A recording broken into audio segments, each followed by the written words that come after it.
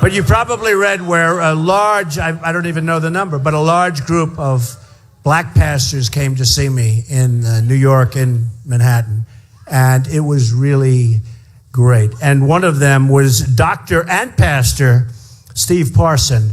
And Steve put together a group of endorsers, all endorsers. And I said, well, you're endorsing me. I'm bringing you up for a couple of seconds. I'm going to say, I don't know if these people want to be preached to tonight. We want to hear about other things. Because Steve, can take over the whole night and I'll just leave. That's okay too. But he's a great guy. He was in New York with the others.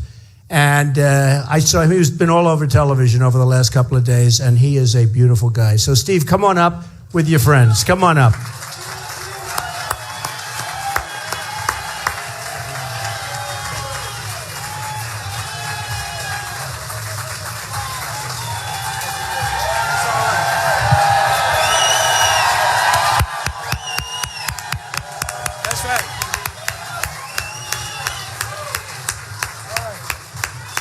I'm not going to take too long, but I will say this. We're a group of black ministers, as you said, and then we have one token brother over there, right? Okay, but I will say this, that people ask me, well, why are you endorsing Donald Trump? Well, my opinion, he's the best and the only one that can beat Hillary Clinton. That's right. Okay? I mean, listen, we got to win. And one thing about Donald Trump is he's a winner. Amen?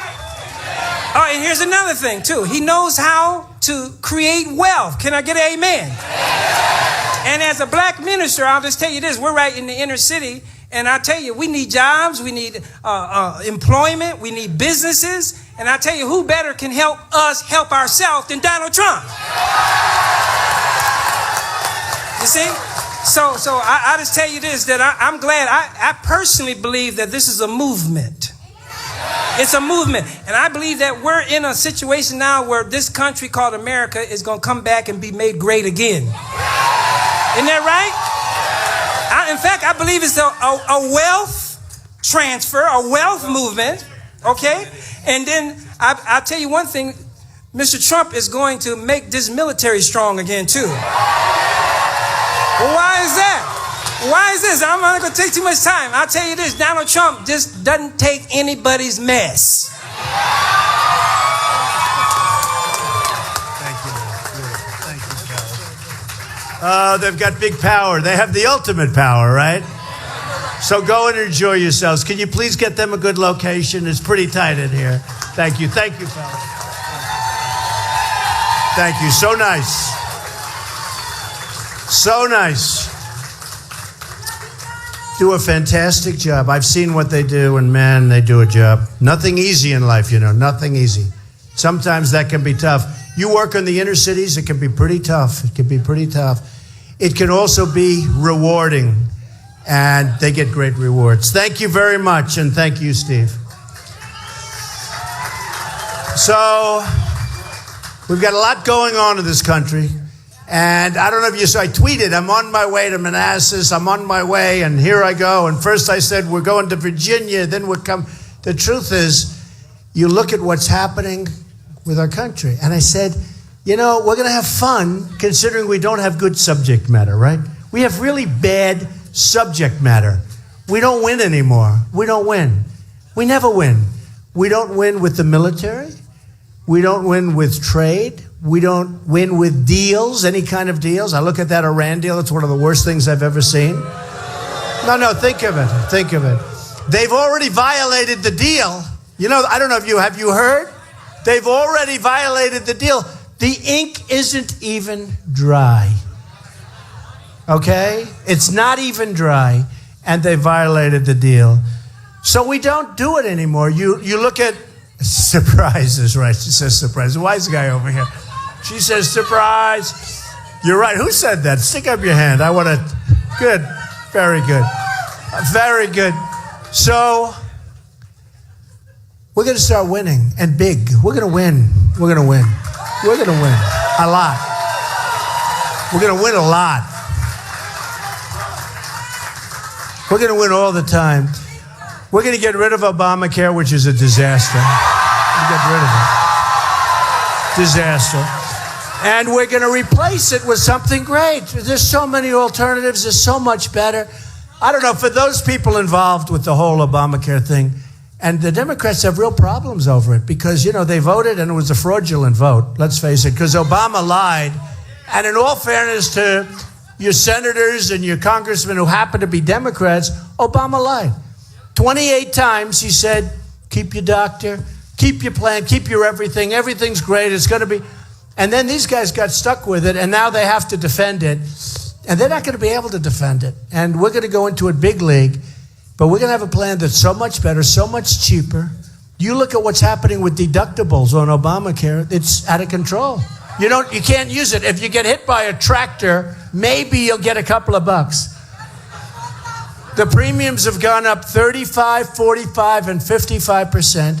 And just the other day, in a lot of the very good newspapers, frankly, and even in the bad ones, and there are plenty of bad ones, these guys are so dishonest. Such dishonesty with the mainstream media, I will tell you, such total dishonesty. But if you look at over the last few days, you're seeing a lot of stories that Obamacare is collapsing of its own weight. And in 2017, unfortunately, if it's going to go, let it go now so that he has to straighten it out, but he's not going to straighten it out correctly because nothing he does is correct. No, nothing he does, if you think about it. Here's a guy, we've got ISIS and others that want to destroy us, and he's more worried about global warming. And he believes, think of this, and he believes global, he comes out all the time, that our biggest problem is global warming. And I say, is this real? Are we living in the world? You have people out there want to blow up our cities, want to kill all of our people. They're cutting off heads like it's no tomorrow in the Middle East and far worse. They're doing everything. They're drowning people in cages. We haven't seen anything like this since medieval times. In medieval times, I'd read they chopped off heads. I never said, did anyone see chopping off heads until, you just start seeing it over the last couple of years. And it's true, isn't it, though? It's true. Who ever heard of this? This is a vicious group of animals, and we've got to stop them, and we're going to stop them so strong and so fast. So strong and so fast.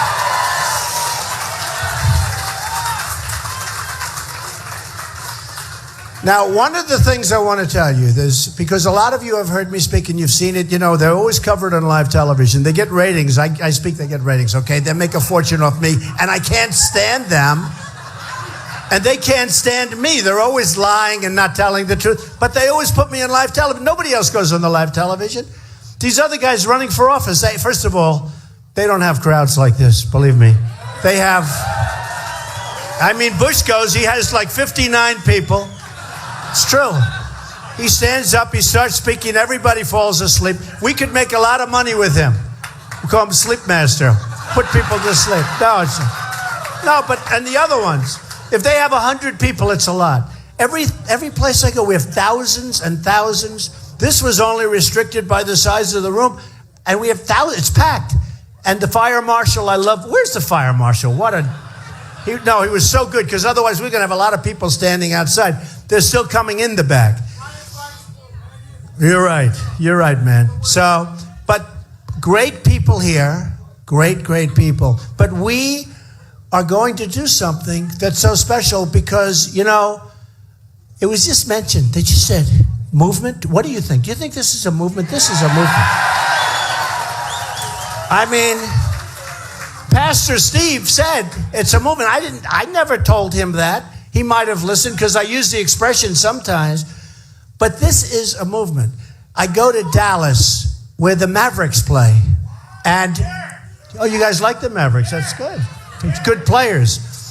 And the owner, Mark Cuban, has been great. He's been great to us. I'll have to tell you. And he said, you want to use it, use it. And it was like on a Thursday. I said, when? He said, Monday. I said, how many seats do you have? Like 20,000. We filled it up in a day and a half. We had time left over. We had 20,000 in Dallas. We had 20,000 in Oklahoma. We had 35,000 people in Mobile, Alabama. And everywhere we go, and I mean, literally, we go up to New Hampshire, we have crowds that are many, many, many times the size of anyone else. Nobody has even close. Thank you, man. Look at that guy. Huh? Thank you, man. That's cool. And I like your hat. Hold that hat up. Do we like that hat? Look at that. Look at that. And he looks better with that sort of okay head of hair. I wouldn't say right? I wouldn't say the greatest I've ever seen, but it's acceptable. Hey, hasn't hurt him any. It's really great. Thank you very much. No, it's just an honor to be here. But we're going to be so proud. So I started this whole thing, as you know, in June. And it takes courage to run for president. It does. It takes courage. Especially, I've never done this before. And I'm self-funding my own campaign. All these other guys, they're like bloodsuckers. No, it's like bloodsuckers. These PACs are a disgrace. They totally control the candidate. No, they're a disgrace. And I could have had a PAC. You know, Bush raised $125 million, and he's dying. He's dying in the polls. Rubio, all of them. I won't say a couple of them, because so far a couple of them I like, but that'll end, because they all have to go through me. You know, they all have. No, it has to end. No, it has to. No, Cruz, you know, as an example, Cruz has been great to me. He's been really nice no matter what. I say he agrees, you know, everything's good. But at some point, he's going to have to say, I got to attack him, because otherwise I'm going to come in second place or third place or something. So they've all got to attack. And I love it when they attack, because so far everyone that's attacked me has gone bingo, right? It's true. They've gone down. They've gone down big league. I shouldn't say this in front of the pastors, because they'll say, that's not nice. Is it okay? It's okay, right? They like winning. I mean, it's all about winning. It's really about making America great again. That's what it's really about. So today I read a big article that everyone's afraid to fight me. Because, you know, hey, look, you look at Perry, very nice man from Texas, right? Governor Perry. And he was so nice to me. Then all of a sudden, one day, I said, he couldn't have said that. He was vicious and violent. Went to Washington, made a speech. The whole speech was about me for like a half an hour.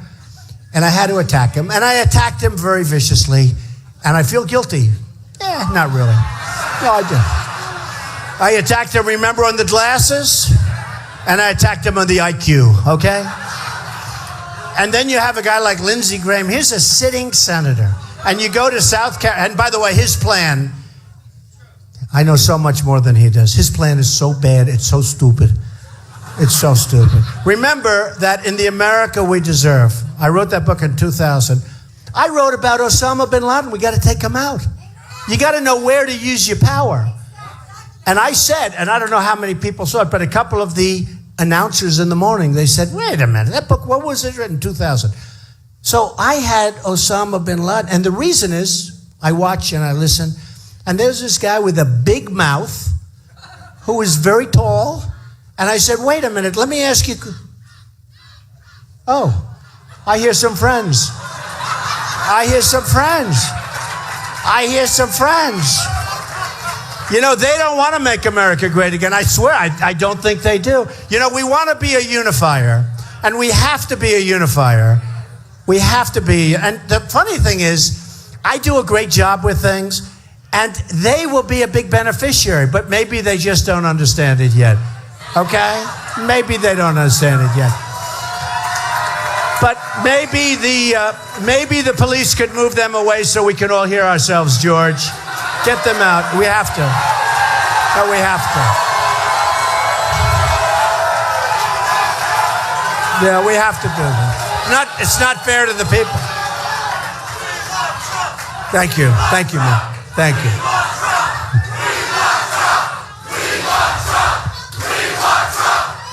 Thank you.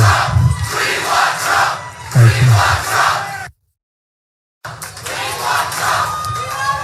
You know the sad thing, there's like a very small group of people out there, although they are pretty noisy, I will say. But listen to them. Yeah, will the police remove them very nicely, very gently, please? You know, I'll tell you what happens. So sometimes I'll say, I want him out now. And then they say, he was terrible. He was so nasty, so rough. So then I go, please be gentle, please. And then they say, he's too soft to be break. You know, you can't win. You can't win. So I'll go middle stream. Yeah, if you could remove them as soon as possible, that would be great. Are the police out there? I think after the build-up I gave them, I think they're going to do a great job. Yeah, we have to move them. Thank you very much. Thank you very much. Look at it. The people are pouring in through them. They're coming in.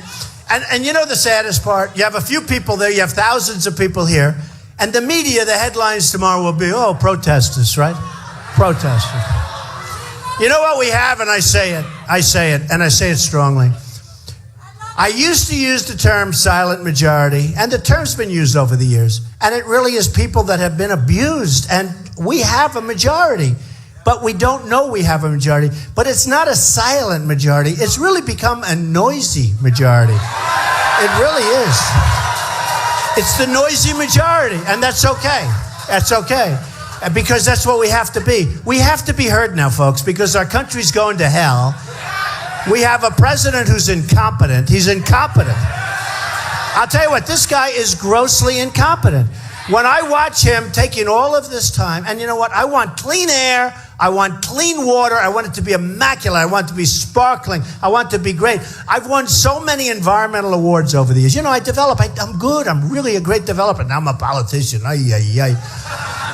But I'm a great developer, and I've won so many environmental awards, and I'm proud of them. I think it's a great thing, but it's gotten out of control.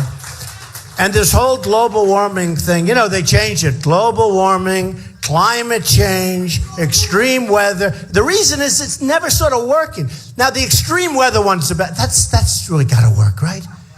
You know, you see, I remember during the winter, we had sort of a bad storm. And they said, oh, wow, this is global warming, and it's unbelievable. And the snow was all over the place. And they said, we haven't had a snow. Now, this was the third. The number one snowstorm was in 1889, which blew everything out the window. Look, we're going to have, you know, like this. It goes like this.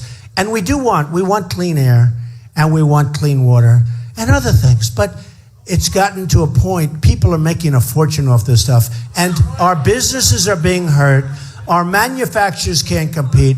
China's over there right now laughing like hell at Barack Obama because we're stopping our plants from functioning and make it so expensive and not any better pollution-wise. So we're stopping our plants. We're doing all of this damage. China's agreeing to do things in many years from now, and they'll violate the agreement 100% because they always do, just like Iran does, just like everybody does. We're like the dummies. We're like just the dummies. I feel we used to be so proud. Now we feel so stupid. We're led by stupid people, and we can't have it anymore. We can't have it anymore. It's unbelievable. And by the way, what I'm going to do is we're going to take some questions in a little while. You know, it was brutal to get here today. I might as well stick around for a while. So what we're going to do, you can start thinking about it because in another few minutes, we're going to talk a little bit about what we have in plan. And I want to take some questions because I always find, I love it. I love taking questions. Even if they're vicious, horrible, violent questions, we'll take them anyway. Okay? One thing, you know, with Hillary, she doesn't have the strength or the stamina to be president. She doesn't have it. And I know her. I get along. You have to understand, I've gotten along over the years with everybody. I was a businessman. One of the magazines said I'm a world-class businessman. Great. I am. I'm a great businessman. I've made a fortune, and I want to put that same thinking for the country. We owe $19 trillion. It's going to be $21 trillion very soon. You see this ridiculous budget that was just passed, like they passed it immediately. Nobody fights. I always say, I know where the Democrats are coming from, but the Republicans, in a way, are more disappointing because they go, you elect them, and you know what happens. And look, you had in Virginia one of the greatest upsets of all time, and he deserved to be upset. By the way, you know who he's backing? Bush. That was the end of Bush. Can you believe that? But it was one of the greatest upsets. I think it never happened before. And you were so smart. I mean, you were so smart. But what happens is they say, we are going to end Obamacare. We are going to make our military strong. We're going to take our vets and we're going to make our vets so happy. Everything's going to be great. blah, blah, blah, all words. You know, it's all talk, no action politicians, right? And you love them, and you're all for them, and they win their election, and they go to Washington. I always say it. And they're with their wife or they're with their husband, and they say, look, Mary, we've finally made it. Look at the beautiful columns. Look at this. This is like, they go into the Capitol building. They say, oh, this is beautiful. This is beautiful. Now they have a vote on Obamacare. Oh, I vote in favor of it. I don't want to ever leave this place. This is beautiful. Don't they let us down? You know? No, I promise you one thing. If I win, you'll say, when? Watch. Where? What? That always happens. But I have to start up. You know, look, I am against 15, guys. It was 17. It was 17. Now it's 15. And it's drying up fast. You know, you have guys with 0, and they continue to go along. Tell me, can that be good for them? I mean, you have guys like Pataki. He can't get elected dog catcher. You have guys, honestly, you have guys that can't even, if you think about it, they can't get 1%, they can't get anything. They actually had one of them down with a 0 and an arrow pointing left, meaning less than 0. It was on television. Now, I think that's a typographical error of some kind, because how do you get less than 0? But it's like, that's what it is. And some of them didn't even register in upcoming states.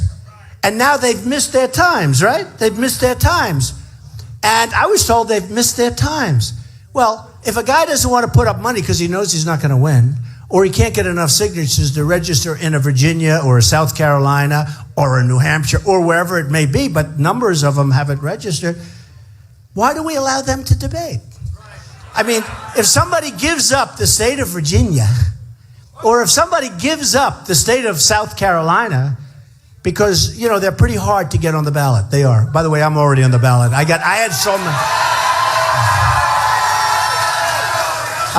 many. Thank you. I know, they're just saying we helped you. No, we had so many, you know what we did? We took many times the number of signatures. We needed a lot. And we did it so quickly. Who did it? You did it right here. Stand up and take a bow. But you know what? And it's true. Thank you, honey. A really great job. I know that. If somebody doesn't get on the ballot, and they can't get on the ballot because they missed their time limit, so that means they gave up, you know, a major state someplace, why would you let them on the debate stage to waste everybody's time? And they're already at 0 or 1 or 2. Why would you allow them to be on the debate stage? It's not unfair. It's just stupid. It's like, what are we doing? And you don't have time to talk. Mr. Trump, the war in the Middle East, in 30 seconds, sir, what would you do? 30 seconds. And you know, it's funny, on the debates, and I don't know if you've seen this, but I think almost or just about every single poll where they do the online polls after the debate, Drudge, who's an amazing guy, by the way, if you haven't met Drudge, we love Drudge. He's an amazing guy. But Drudge, Time Magazine, Slate, every one of these groups, they're doing these online polls, like 6 or 7 every debate. I've won every single poll in every single debate, and I'm really happy about it. Now, I'll tell you, because it's become a big story. So the other day I said, I don't want to brag. Am I okay to brag? Is that all right? So I will. So let's say they would have had a couple of million people watching the first debate, right? You know. And it used to be that these debates, nobody even wanted them. The television network, I think they forced them down their throat. You have to take the debate or we're taking your license away or something, right? So the first debate was by Fox, and they had 24 million people, actually more than that after the final numbers, but 24 million people, which was about the largest in the history of cable television, right? The next one was CNN, where they had 23 million people. Now think of this. CNN's covered some pretty big events like wars and other things, right? In the history of CNN, it was the highest rated show they've ever had. And they made it 3 hours, which they shouldn't have done. Because it was too long. Not for me. I could stand up. I could do this for 20 hours straight. It wouldn't matter. But nobody wants to watch this stuff for 3 hours, especially when 90% of the people know they're doing it. I don't even know why they're doing it, but nobody wants it. So that was unfair. And then when we went to CNBC, where that guy John Harwood, what an idiot he was. No, right? No, how bad? He's not even a professional. And I have to tell you, for 4 weeks before that, he was so nice to me.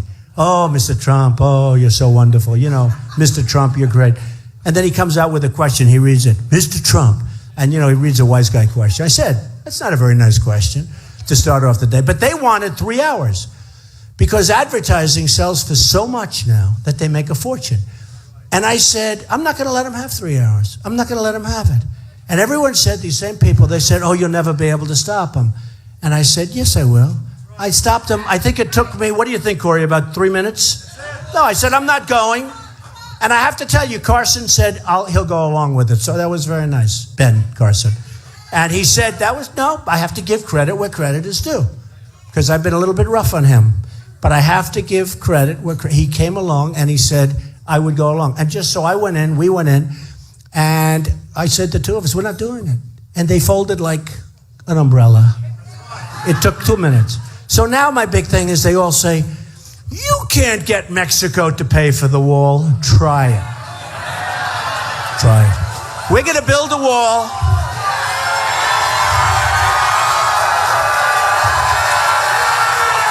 Try it. We're going to build a wall. It's going to be a great wall. It's not going to be a little toy. We'll build it not for a lot of money. You know, in China, they built the Great Wall of China 2,000 years ago. It's 13,000 miles long, okay? This is serious walls, all right?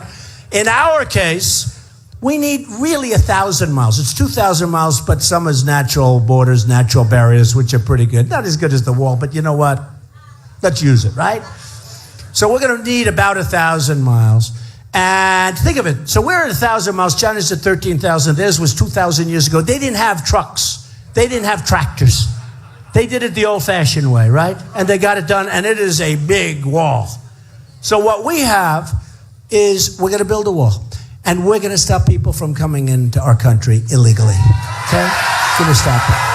It's time. It's time. And if people want to come in legally, we want them to come in. They have to go through the process. And if people want them to come in now, when I first mentioned this, all of the other candidates, again, we started with 17, now we're down to 15, but they're going to start falling like flies. You watch. I mean, it's got to be at some point they got to leave, right? Don't they have to leave? I mean, don't they sort of have to leave? We got this one guy. He's terrible. He's the worst debater I've ever seen. Kasich from Ohio. No. The guy is the worst debater. He's a professional politician. He can't speak properly. He's terrible. He's terrible. We have, again, I told you, Lindsey Graham. So they do a poll. And, I mean, I'm like killing him in South Carolina. How do you beat the senator? In Florida. So in Florida, you have two. You have a governor and you have a sitting senator who, by the way, doesn't vote. He doesn't vote. How would you like to be in Florida and you invest in a young guy? You invest in him. You take him to heart and you put him, and he's United States Senator. I mean, to me, that's a great position, right? United States Senator for Florida. He's in there for about 12 seconds, and he decides he wants to run for president. Why? But how would you like to have a guy who doesn't show up to vote? Now, you've put in a lot of time and effort on making your choice. But if a man says he's going to be your senator, and then he goes around campaigning and fundraising. He was the other day, Homeland Security, very important meeting in Washington. He chose to go to a fundraiser in California. Now, I don't know that I'm going to win Florida, but I am killing them in Florida. Killing them. And I think I have the ultimate soundbite. I mean, seriously, if a guy, first of all, Rubio is very, very weak on illegal immigration, and he's in favor of amnesty, so you can't win. Bush, just to put an end to that, because I don't want to mention him, he's a very nice person. Low energy, but very nice. We don't need low energy people, folks. We don't need it. We can't afford them. Hillary. You ever see Hillary? Hillary, and I said, she doesn't have the strength, she doesn't have the stamina, but did you ever see Hillary? She'll do an event like this and then won't show up like for 5. You know what she does? She goes home and sleeps. She'll do an event like this. And it's actually not, we shouldn't be laughing, we should be crying. Because she's by far the front runner. I mean, this other guy is a joke. He gave it up when he said no emails. Bernie, He gave it up. I think he just had a hernia operation, you know? He was carrying around the tax code that he wants to make larger. It's true. I actually just made that up, but it's true. No, he just had a hernia operation, and so I hope he gets better fast. But he's got no chance. He took Hillary, and he gave her the election. He was doing fine. And he was getting the second largest crowds. By the way, my crowds blow everyone away. You know? You know what's sad? I was in Sarasota the other day, Florida, and what a great place. And we had a time, you wouldn't believe it. It was 12 o'clock, football games, everything going on. We had 12,000 people. And I don't ever say how many people. I let the government say it now. Because we have amazing Secret Service people. We have amazing people that work here. I let them say it because every time I say it, if I'm off by 3 people, they make put headlines. And we had 12,000 people. Nobody says that. Nobody covers that. But when Bernie Sanders would have a group of 5,000, 5,000 people, so I get much bigger things than he does. Now, in the meantime, his are going down the tubes. We don't have to talk about how much anymore. But the truth is, Hillary shouldn't be allowed to run because what she did is illegal. What she did is illegal.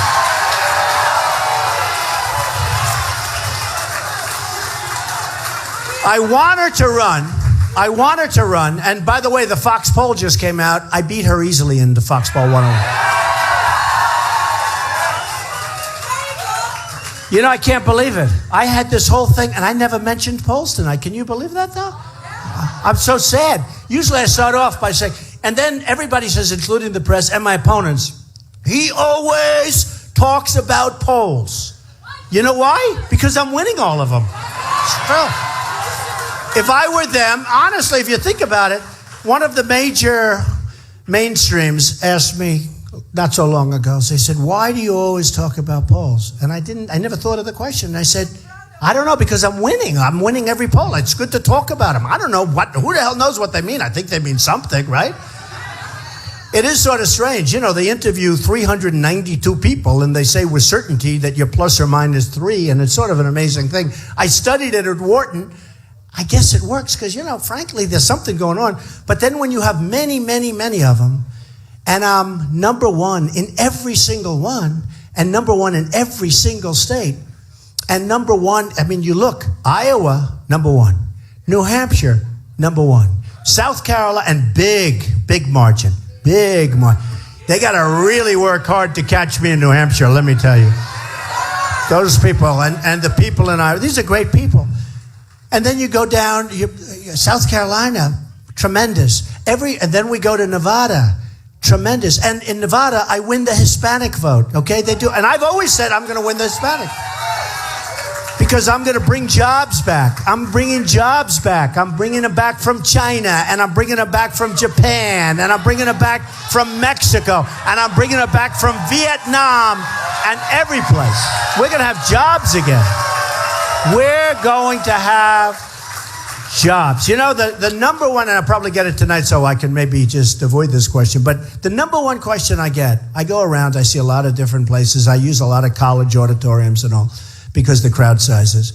And a lot of students come up, Mr. Trump, what can you do to help us? We're choking. They're choking with debt. And the biggest thing they're choking with, they then go for 2 years or 4 years to college, and they can't get a job when they get out. And they're good students at good colleges, and they can't get a job. It's one of the most heart-wrenching questions I get. And you see these students, and they're borrowing money from, and you know, to a large extent from the federal government, where it's the only thing, it's just about the only thing the federal government makes money with is student loans. Maybe that's the only thing it shouldn't be making money with, you know, if you think about it. But we're going to do something with it. And, you know, I don't know what's going on with the colleges, but those colleges, they're going up like a skyrocket. You know, things are sort of even. Nobody's going up at the colleges, so somebody's doing something wrong. And one of the reasons the colleges go up is because the federal government pays for the students, but the students can't afford to pay that much. And we got to look a little bit into the colleges. Why are they going up more than anything else? They must be making a fortune. Let's buy a college. You want to buy a college? Don't buy. Don't buy. But there is something going on. But one of the saddest things is when you see these students, and the worst is they're really good. And I mean, I've met so many of them, and I feel so badly for them. But it gives me more inspiration because I'm going to create the jobs. They can't get a job when they graduate. They can't get jobs. And we're going to change that around. When they go through college and they do a good job, and especially for the good students, you know, you have students that work really hard to be good students, and then they can't. They come out and they can't find anything. They don't know what to do. And then they owe money to the federal government and to everybody else. And they've done everything they can to get through that college. We're gonna start winning in this country, and we're gonna start helping them out. We got to help them out. You know, I always talk about the vets, and everybody knows I have a great vet plan. Nobody treated worse than the vets. Illegal immigrants are treated better than our vets. I'm telling you. No, they're being treated better than our vets, and that's gonna end. We're gonna treat our vets. We're gonna treat our vets good. And I put in a policy plan a couple of weeks ago. I was on a great ship, and it was an amazing day on the Wisconsin, and we put on the battleship. I said, can we use this? Look at the ship. You can't build them like this anymore. They sort of didn't give me the answer, because that looks like I love renovating. You know, I love buying a building. The foundations are there, the structure's there, the outside is there. Have to replace windows sometimes.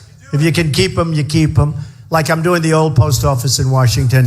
Yeah, that's right. You people would know it.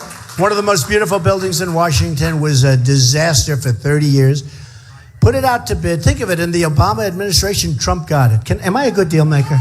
Okay. One of the most sought after properties in the history of the government services, you know, GSA. And we're now under budget and ahead of schedule. Think of that. And that's what you want in the country. That's what you want in the country. And it's going to be one of the best hotels anywhere in the world. The OPA, we're calling it, if you don't mind, Trump International. I didn't want to keep it the OPA. Somebody said, well, we have to keep the name. The government, they were saying we have to keep the name, the old post office. But it's not a post office, it's a hotel. We have to change it. But I will tell you, and I've dealt with the GSA, and they're really terrific people, that you really have some, you have some great people in government. You really do.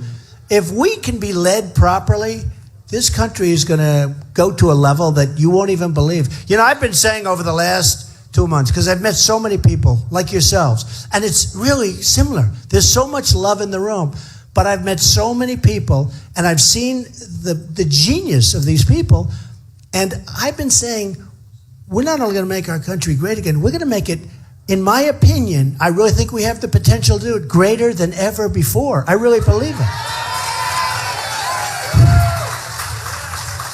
And we'll make it great, and we'll build it up, and we'll make it rich again. A woman came up to me and said, Mr. Trump, that's a little crass to say rich. We got to make it rich. We're a debtor nation right now. She said, I'm voting for you, Mr. Trump. I love you, but please don't say we're going to make it rich, Mr. Trump. It's crass. I said, I have to say it. I have to be truthful. We're going to save Social Security. We're not going to cut Social Security. We're not going to cut Medicare. Carson wants to cut Medicare. He wants to get rid of Medicare. I say, it's actually a program that works great. Now, you have waste, fraud, abuse in Social Security and Medicare. We'll take care of that. We'll have proper, but you're not going to be cut. You've been paying into your plans. You've been paying into Social Security for years. Now they're coming up to you. It's getting to be that time. I don't want the Social Security. Okay? But it's getting to be that time where you're going to need it. And I think it's unfair. After all these years, they want to cut you. Governor Christie wants to raise the age so that you have to wait another, pretty extended period of time. It's not fair. You've been paying in for years. We're going to take money back from all these countries that have been just absolutely eating our lunch. We're going to have so much money.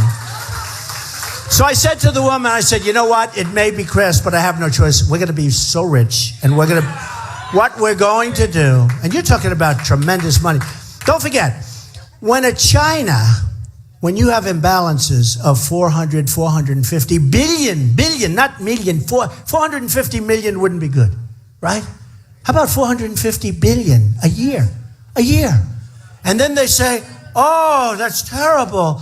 I am a free trader. I believe in free trade, but it has to be smart trade. We can't be stupid people, right? So they say, oh, Trump isn't a free trader. He's not, oh, this is terrible.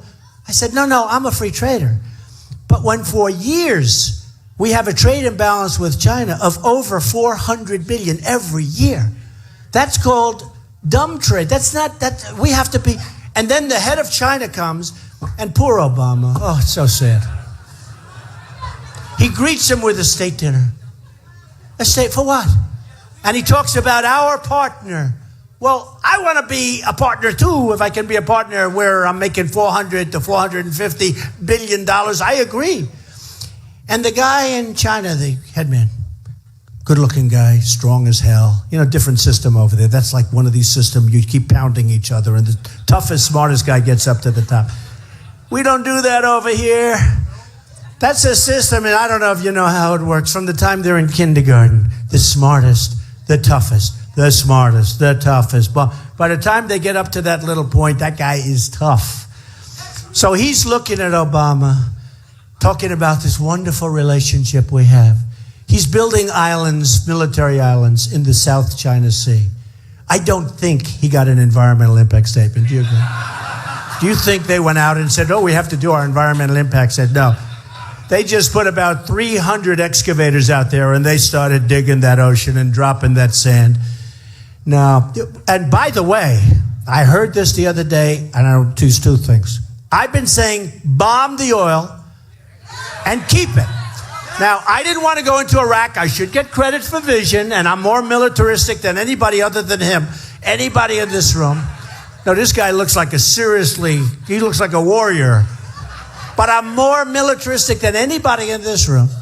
But I want to build that military so strong. But I've been saying, don't go into Iraq. And in 2003 or 4, a delegation came from the White House because they get a lot of publicity for whatever. Even as a developer. Then I do The Apprentice. That was a huge hit. By the way, they wanted to extend me. They came in.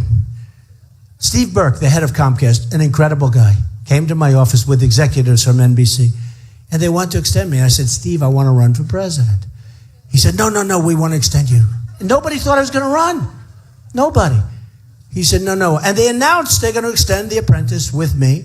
And that would be season 15 and 16. I mean, you know, it's been a great hit. And I said, no, I don't want to do that. And I just held my breath. You know the famous escalator scene, right? I held my breath. I said to my wife, are you sure I want to be doing this? And I said, let's go. And we went down that escalator, and we stood. You never saw it. It looked like the Academy Awards. The press. I mean, even now, look out tonight. It's so many cameras back there. Look at all those red lights. Every word. No, think of it. Every word. But, you know, it's an amazing thing. So I said to my wife, come on, let's go. And she waved beautifully, you know, on the escalator. I'm waving. And then I went up. I talked about illegal immigration. And little did I know I was hitting a nerve that was so incredible. And I'm telling you, had I not made that speech, and had I not talked about what's happening, because after that you had Jamil killed, who was this wonderful man. You saw his father probably over the last couple of days on television. Just shot, viciously shot for no reason whatsoever. Right off the sidewalk, shot. And then you see Kate in San Francisco, shot by an illegal immigrant. And you see all of the tremendous crime. And all of a sudden, people saw, did I take abuse? Rush Limbaugh said, nobody's ever taken more incoming than Trump. I was saying, if this is going to be like this, I don't know if I can last for a year and a half. This is a lot of incoming. I never heard that term with respect to the press or the PR. But Rush Limbaugh said, he said, I've never seen a man take incoming like that. And then he has a news conference and he doubles down and he said, I'm right about it, instead of somebody else. No, it's sort of strange. Because I know how it works. You got to be smart. You got to be tough. Somebody else would have gone up, and other people have said this. I'd like to apologize. Is there any way I can apologize to the people for them? You can't do that when you're right. You're right. You got to stick with it. But I said, at this level of intensity, there's no way any human being can make it for a year. But all of a sudden, people started seeing I was right. And if I didn't bring that up, and if I didn't take all of that unbelievable, harsh, and unfair punishment from the mainstream media, I'll tell you what, we wouldn't be talking about illegal immigration. We wouldn't be talking about the crime. And don't kid yourself. I don't mention it that often because I'm really good at this stuff. But the jobs that are being taken away from people that are in our country, we're losing tremendous numbers of jobs. So we're going to change that whole system. It's going to be changed. Remember this. You know, you have to give points for vision when you elect somebody. I think I have everybody in this room, I'm pretty sure. Do I have everybody? Everybody? I think so. I think so. I mean, you know, I leave these places and they'll say, well, they're there because he's a great entertainer. I'm not here to entertain, folks. I'm not an entertainer. I'm not an entertainer. But a lot of the, you know, I'll read stories like, the people in the room are there because he is a wonderful show and a wonderful entertainer. And that's not the reason you're here. You're here to vote. Please don't waste my time with the entertainment stuff, okay? I'm not an entertainer, believe me. I'm somebody that knows how to get things done. I'm a guy that's won all my life, whether it's The Apprentice or whether it's business or whether it's The Art of the Deal, one of the most incredible, one of the biggest selling business books of all time. I think the biggest, but I want to say one of the, if it's 3 short, I'll get killed if I say the. But I think it is the biggest selling business book. I mean, that's what I do. We got to win. We can win together. One of the things, vision. I've been saying, right? Take the oil, take the oil, take the oil. We shouldn't have been there. Iraq, Iran, fighting their whole lives, everyone. They always fight. They love to fight. We want to rebuild our country, right? Fight. We built a gas station. Did you see the gas station? Cost $43 million. And then it didn't work. Okay? And yet if we want to spend $2 in this country, we don't have any money. If we want to build a school for his children, we don't have any money. If we want to fix up our roads, they're decrepit. Our bridges are falling down. In China, they're building bridges all over the place, okay? So I said, take the oil and keep it. We shouldn't have been in Iraq, but take the oil. Because if you don't, we've spent $2 trillion, thousands of lives, the wounded warriors, and we give some of that oil to the families of the people that have lost their kids.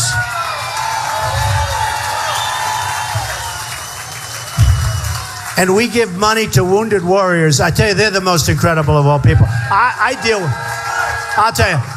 with them all the time. I deal with them, and I see them. And they have the biggest smile, and they may be missing their legs, they may be missing an arm, they may be worse than that. And their strength is, I think, to me, the strongest of all. I've never seen anything like it. But the problem is, so we go into Iraq and we spend $2 trillion, thousands of lives, wounded warriors, and we got nothing. We got nothing. We don't have anything. Whatever happened to the victor belongs to the spoils. You know, in the old days when we were smart and strong, which we're not anymore, we're stupid people. We're stupid. We're being led by stupid people. And we're stupid because we allow these people to get into office. How does that happen? And I'll tell you, the few people that are demonstrating that'll end up getting a much bigger circle, but that's okay. But the few people, if they were standing here, most of those people become converted. They agree with me. They agree with me. Because what's not to agree with? What am I saying? I'm saying common sense. I'm saying a little business. I'm saying a lot of heart. Because I want to take care of people that can't. You know, there are going to be people that can't afford anything. You can't let them die. We're Republicans. You can't let them die on the street. Somebody will say, oh, Trump said something that's not Republican. He says he wants to help people. They don't have any money. What are we going to do? Let them die on the street? It's not so bad. It's not so much. We'll be able to do it. But we'll get great plans and everything else. But if you think of it, what am I doing? I'm saying we're going to fix our country. Why are liberals or why are Democrats opposed to that? I don't think they are. I really don't. Now, there's some bad people and it doesn't matter. But I don't think they are. And, you know, very interestingly, one of the polls said more people, if I win and Hillary wins, they say more people will come to the polls. In the history of the country, it'll set a record. Just like, if you think of it, just like the 24 and the 23 million people set the record. They said, and it just came out, CNBC thing, that is good. And they say the people that come are going to vote for Trump. They all said that. They said that, the story. Check it out. And we're going to beat Hillary. And I'll tell you the other thing. Yeah, I've got to be tough on the border. And some of the Hispanic maybe won't like it. But they love me. And the ones that are here, thank you. Where's, oh, there's Hispanic. Where did I see that sign over here? Where did I see? I saw a great sign. I'm telling, adios amigos, make America great again. Look at that. I'm telling you. And you know, The African American vote. So a poll came out recently. Trump gets 25% of the African American. For a Republican, that's unheard of. It's unheard of. And one of these commentators who's like devastated, because a Republican would normally get, what, 5 or 6%? What do you think, Steve? Like 5 or 6%. So I have a poll that said, I don't think these pastors are going to be standing up with too many other candidates. Do you agree with that, Steve? I don't think so. So I have a poll, 25% of the African Americans want Trump. And one of these commentators, and they hate that I'm winning. They have such a hard time with the polls. The one just came out, the Quinnipiac poll, right? And I'm killing everybody. And I'll tell you, Cruz and Rubio are in second place. And they said, they're sort of tied. And they said, Rubio and Cruz are doing great. I said, what about me? And I went up a lot. I went up as much as they did or more. And it's harder when you're high. And I'm beating them by like a lot. And they talk about, they didn't even mention my name until you got to the first. While Trump is winning, the other people are doing very nicely. It's unbelievable. So we're driving the media nuts, okay? We're driving them nuts. They don't know how to handle it. And they're very dishonest, many of them. I only say 70%, but 70% are really dishonest. What's going to happen is, and what did happen, so they mentioned the 25%, and one of these talking heads said, if Trump gets 25% of the African American vote, this election's over. He wins. It's over. You know that. It's true. And why wouldn't I? Think of it. Obama, what has he done? What has he done? Think of this, and then we're going to do questions. Obama, think of it. Obama, your African American youth, 51% unemployment, right? Your guys our age, they have an employment that's double and triple what other people have. What the hell has he done for the African Americans? He's done nothing. He's done nothing. I don't think he cares about them. I think he's done nothing. It's all talk. It's all words with this guy. He's an unbelievable divider. I thought he'd be a great cheerleader for the country. That's one thing I thought. I said he'll unify the country, and he's really divided the country. He really has. And we're going to unify the country. And we're going to do amazing. We're going to set records with the African American vote. Honestly, for Steve and the group to come up here, that was such an honor for me tonight. It was such an honor. Such an honor, and we appreciate it. So all of the things that I said are true. And just to finish before we do some questions, if you were with me 2 weeks ago, I was much different. I was talking about China all the time. And I was talking about trade, and I'm telling you all the bad deals and that our companies are all leaving, which is true. And they're moving to Ireland, and they're moving to other places. And we have $2.5 trillion offshore, and we can't bring it back because our tax laws are so bad. And by the way, my tax plan, I'm cutting middle-income families' taxes to the lowest level that they've been in years. Because we have been destroying our middle class, which built this country. And I'm cutting companies' taxes and corporation taxes and small business taxes down to 15%. Right now, it's the highest it's ever been. Right now, we're #1 taxed nation anywhere in the world. Anywhere in the world. And I'm bringing it down to I'm not exactly the lowest, but it will soon. I think we can maybe do that. But I'm bringing it down to one of the least taxed business nations in the world.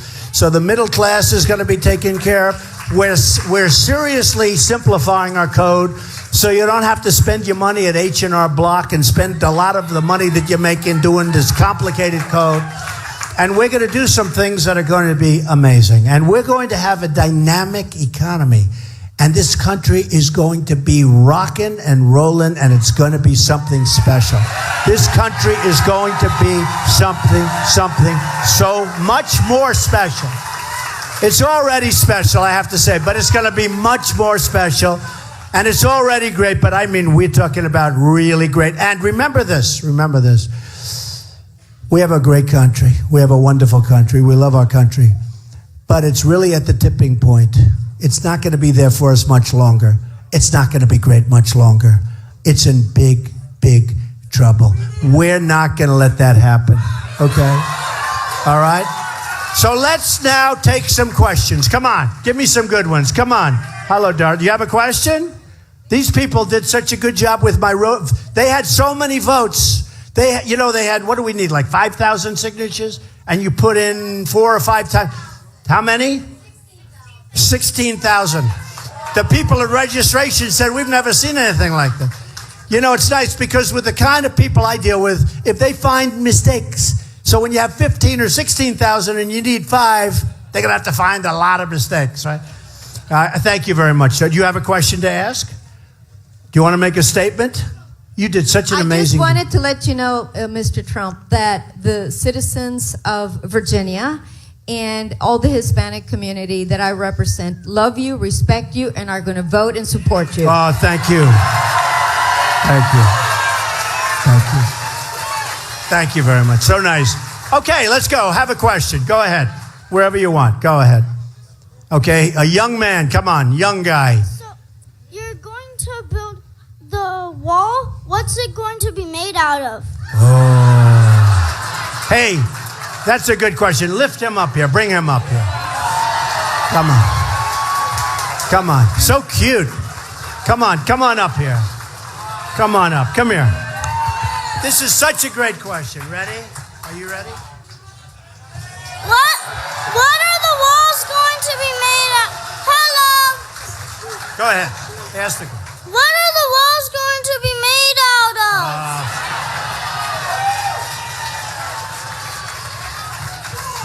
That might be the best question I get today. I'll tell you what it's going to be made of. It's going to be made of hardened concrete, and it's going to be made out of rebar and steel. And, you know, it's so easy. That's what I do. I mean, that's what You ever see parking plank where they set plank and it goes 90 feet long? You know how long 90 feet? If you're 90 feet up, you don't want to come down. You want to come down very gently. Did you ever see the walls they build now? They're this high and they drive trucks over them, right? They build a ramp and they take trucks with drugs. And we get the drugs and they get the cash. Not good.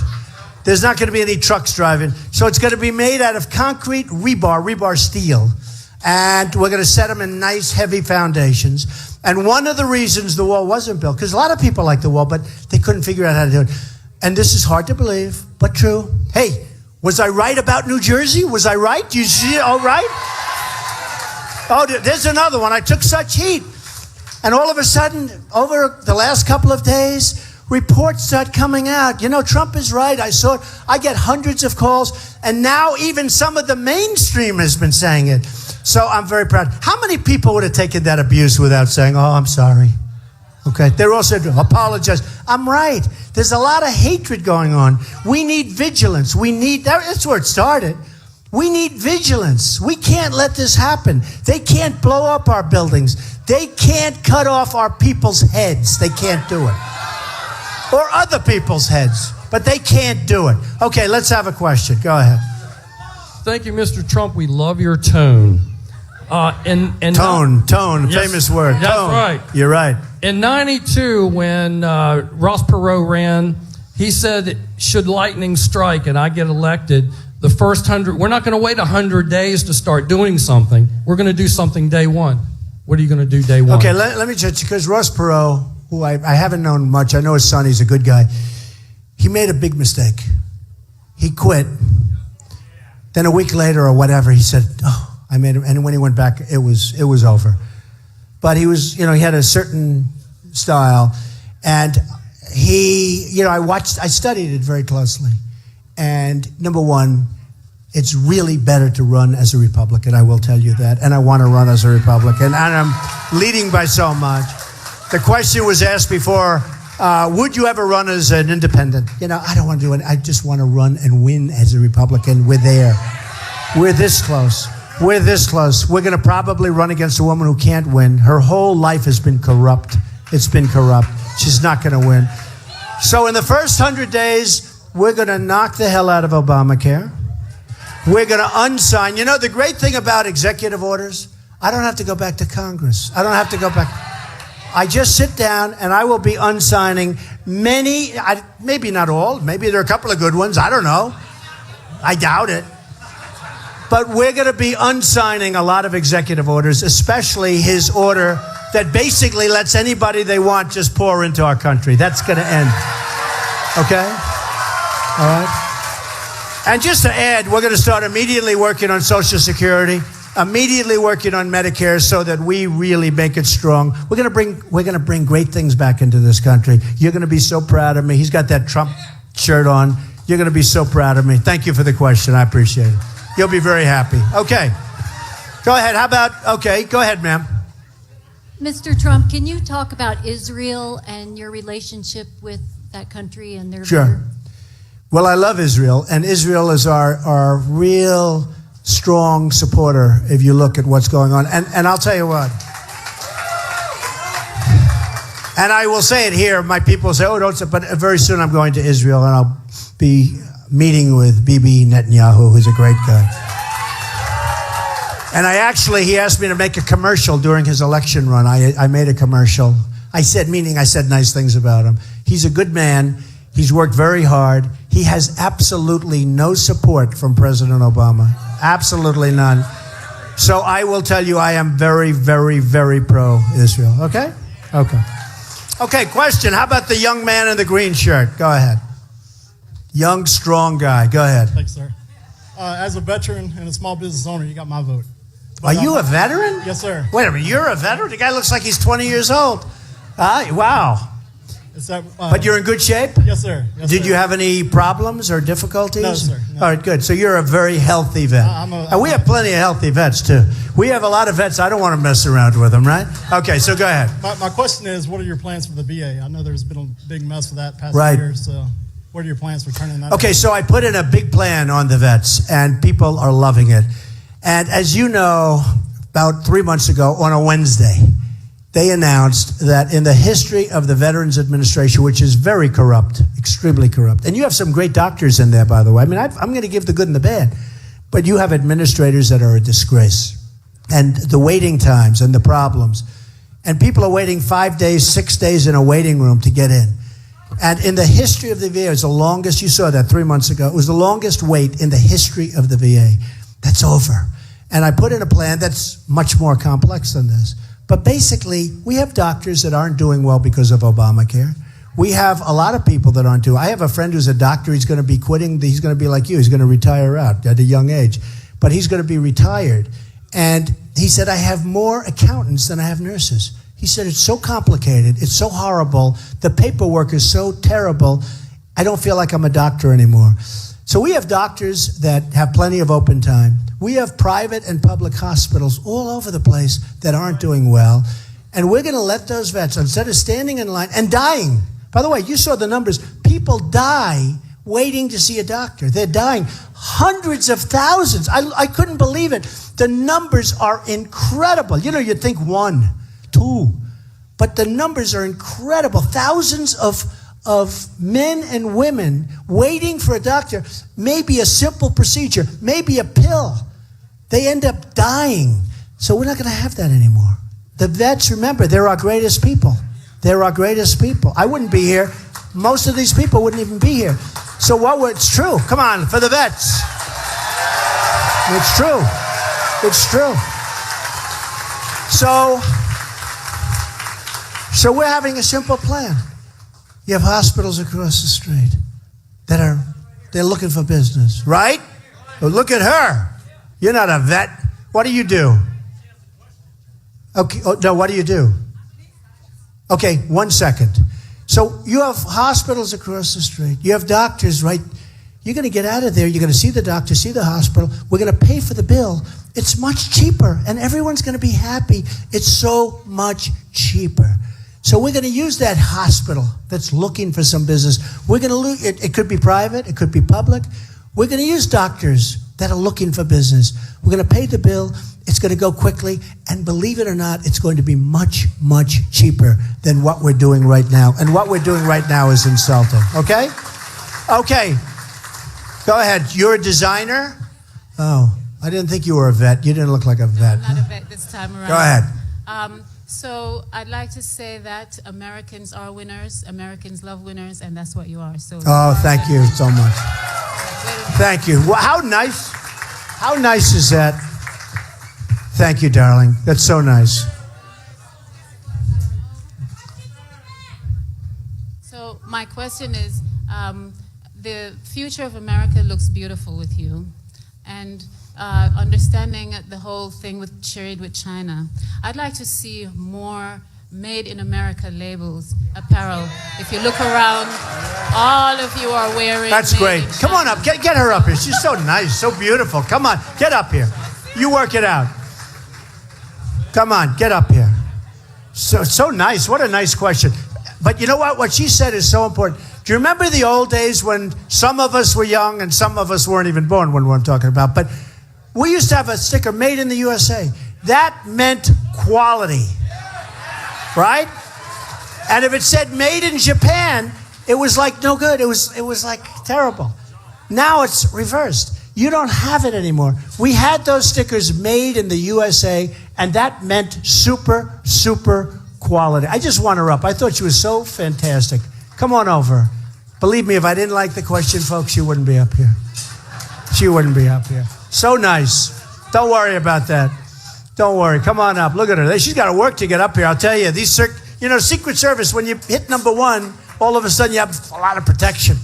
Nobody can get up. Come on up here. Look at this.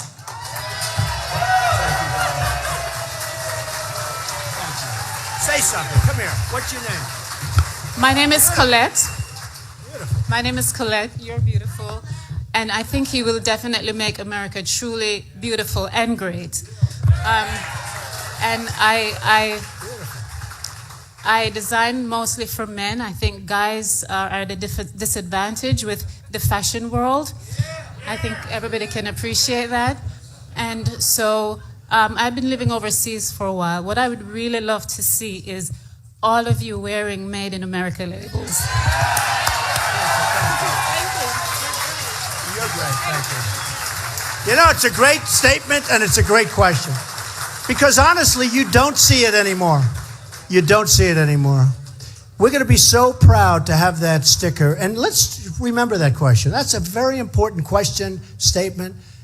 Made in the USA was so important and was such a sign of quality. You don't even see, first of all, we don't make that much anymore. It's not like it was. Think of this. I go to Los Angeles recently.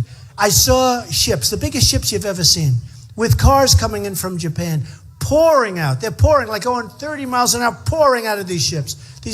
We send them practically nothing. It's a one-sided deal. We can't have that. And speaking of USA, when was the last time you saw a Chevrolet in the middle of Tokyo? I'll bet you they don't have one, right? We make good cars. We make great cars. And now especially, we're doing great. It's got to be fair. Okay, let's have a good question. How about this guy over here with a good head of hair? This guy. Go ahead. Okay. Mr. Trump, Yes. this is a question for, first of all, we love you. Thank you. This is a question for President Trump, Okay. which is here. How are you going to deal with President Putin? Okay. Putin, it's a very fair question. Putin cannot stand Obama, like a lot of people. What else is? And, you know, recently I was on 60 Minutes. They interviewed Putin, and separately they interviewed me. We got very high ratings, so I feel he's my stablemate, all right? Putin, and I said this a couple of months ago, when he started bombing, I said, let him bomb. Let him bomb. The problem our country has is we don't even know who we're fighting. We want to fight Assad, a bad guy, but we want to fight Assad for rebels that we don't even know. Now, if we fight Assad, we're fighting Russia, we're fighting other countries. Maybe we end up in World War III. Who the hell knows what happens, right? But Assad's bad, but the rebels could be ISIS. We have no idea. A general told me we have no idea who they are. We want to give them billions and billions. And what's going to happen? Let's say they take over Syria. What the hell? We don't know what's going to. It's going to be turmoil. We've got to fight ISIS. And I love that Russia is dropping bombs all over ISIS. I love it. I love it. Okay? I mean, we have a president, he doesn't even know who to fight. How about this? 2 weeks ago, he says, we're sending 50 men and maybe women. I don't know. I'm surprised he's not more specific. Should have been more specific. But we're sending 50 men over to Syria, Iraq. I don't think he even knows where they're going. Now, why does he have to talk? Why does he have to say it? Why does he have to stand up and say we're sending? Those people have a target. These are our finest. These are our greatest soldiers, right? Why do we have to do that? Why does he have to open his mouth? Why can't he send them and be quiet? Okay? Now he just announced that they're sending another small group over. Today or yesterday, they just announced, we are sending more. So these guys, small numbers. Frankly, I think the numbers are so small that if you're going to do it. Okay? But the numbers are so small, I don't even think it's a good PR move, frankly. But we're sending men over to fight. Now, the enemy is not stupid. They are not the JV, and they are not contained. Do we agree? They are looking for these men and women. They are looking for them. What the hell does he have to say it for? You know, I used the word unpredictable. We don't have any unpredictability anymore. General MacArthur, he wouldn't talk. General George Patton, first of all, he wouldn't even be. They would have thrown him out his first year because he was a vicious, violent guy who used foul language. But he was one of our great generals, General George Patton. He was brutal. He couldn't be a general. He couldn't be a general today because he was too crude. But he was a genius. And his men loved him and his men fought for him. But he couldn't be a general. And I watch our general, they're on television. These guys are on television all the time. I don't want my generals on television. I don't want the enemy watching one little word and you're giving something up. So I did a deal recently. It was interesting. And it was a great success. And they called up my opponent because that's what it was. And he couldn't stand me. I mean, did I do a number on this guy? And he couldn't stand me. But he said something that was very interesting. He was honest. He told the reporter, Mr. Trump was really tough because he was so damn unpredictable. We couldn't figure out. He was so unpredictable. That's why I won. And I didn't know, was he being nice to me or not? I said, what does that mean? He said, we couldn't figure you out. I said, thank you, because I thought it was a compliment, but I had to be sure, okay? But we have no unpredictability. We have to get smart, and we're going to get smart. And, you know, one of the things, and I'm going to leave it at that, but one of the things that did you have a question? I have to say, the pastor has a question. I have to take care of my pastor. But wait 1 second, though. One of the things that you're going to say when you leave this room, this is such an amazing thing that's happening. You're going to say, we were here at a time that really was important because people have come together, but you have to go out and vote. Because, you know, with all of the talk about this group, that group, if Romney could have inspired, he failed. I mean, he failed. Because McCain couldn't have won the first time because it was such a mess. But Romney the second time should have been an easy victory. And Obama was on, say what you want about Obama. He was on Letterman. He was on Leno. He was all over the place, okay? And I'd call up that camp because I'm backing the guy. And I'm saying, when are you going to get on television to Romney and his people? Well, we don't think I said, just get on television. He's killing you. He's on every night. He was on Letterman. He was on every show, Leno. And Romney didn't do it, so he failed. He let us down. But let me tell you something. If the people in this room who didn't vote, and of all of the other people that would have never voted for Obama, but if they had the incentive to get up and go vote, he would have won. I tell you, Romney would have won the election. But they weren't inspired. But we have to remember that. And I think, hopefully I inspire. Look, I have the biggest crowds that anyone's ever seen. But we have to remember that. Okay, now I'm going to do something that's really not smart. I always like to end on a high note. We're on a high note, right? Really high. I could now say, make America great again. You're all going to go crazy. I leave and I go back home, right? And unlike Hillary, I don't go to sleep. I think about things, right? Hillary goes to sleep. And then you don't see her for 5 days. And she wakes up and she comes, does another event.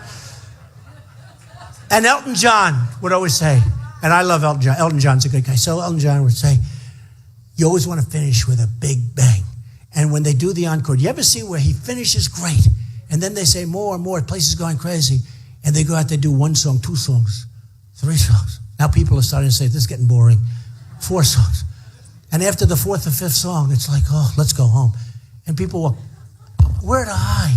The problem I have is my pastor wants to ask me a question. How can I turn him down? Will you do me a favor, Pastor? Will you make it a nice question so I don't leave here on a low note? Okay, go ahead. Yeah, Mr. Trump, Yes. I want to address this issue of Black Lives Matter. Black Lives Matter, no matter who kills them. Yeah. And there's been more people killed with black-on-black crime in America than there has been with white people killed. Right. Okay? It's true. In Philadelphia, by the way, it's true.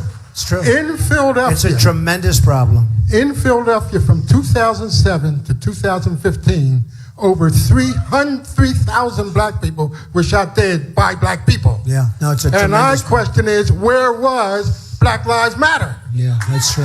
They weren't around. My question is, so true, by the way. my question is, will you come to Philadelphia and address the black community on what we're going to do about stopping the crime in the black community and black-on-black crime in black community and crime in our schools? I would do that. Will You know, I that? went to school. I went to the Wharton School of Finance in Philadelphia. I know Philadelphia well. He is a highly respected, great man in Philadelphia. And the answer is yes. Okay? All right? Yes. I love it. Ladies and gentlemen, I want to thank you all. You are spectacular people. Doing this is actually easy. Getting here wasn't so easy, but there's such love in this room. We are going to make America great again, better than ever before. I love you. I love you. Thank you. Thank you.